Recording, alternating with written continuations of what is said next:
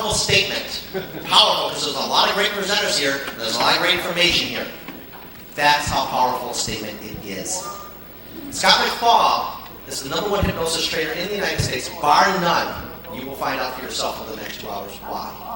Anytime you get a chance to go see this man speak, go to a convention, well, not a convention, but a seminar or workshop that he's doing, trust me, if you don't like it, you think you're a gyp, come over and slap me in the back of the head, I'll take it. Because he has never disappointed, ever. And the kudos just go on and on.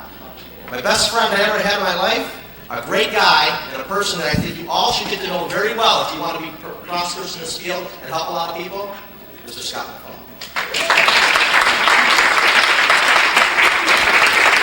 Bob will be having an Amway meeting later today.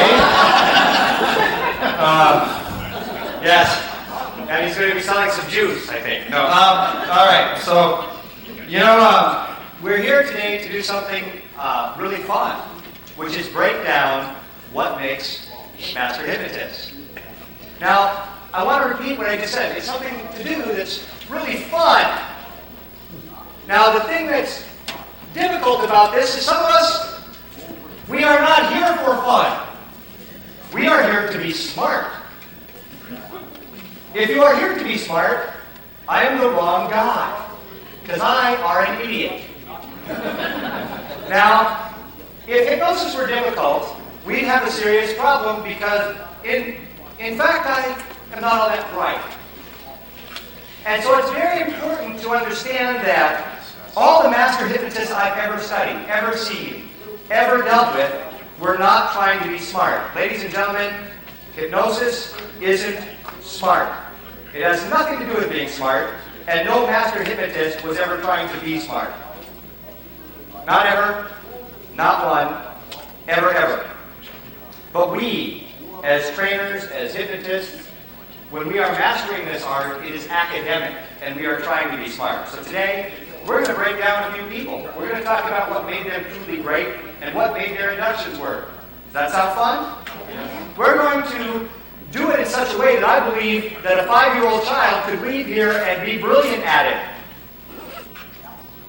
I believe a 10-year-old kid could go be a genius at getting people to know they were hypnotized, to totally know that it worked, to have absolute evidence and conviction that they knew what was going on. What, ladies and gentlemen, is the #1 complaint at a hypnosis office? I was not hypnotized. That is correct. I have done surveys of literally thousands of hypnosis clients all over the world for hundreds of hypnotists. And I can tell you, most of their clients believed they were ripped off. Period.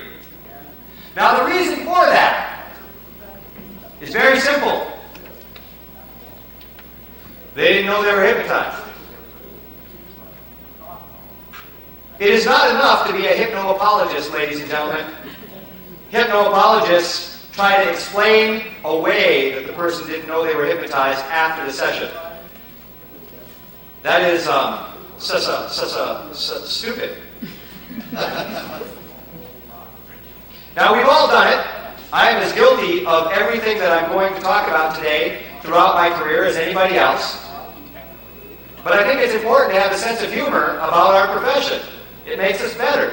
It makes us more balanced. It makes us better in every way.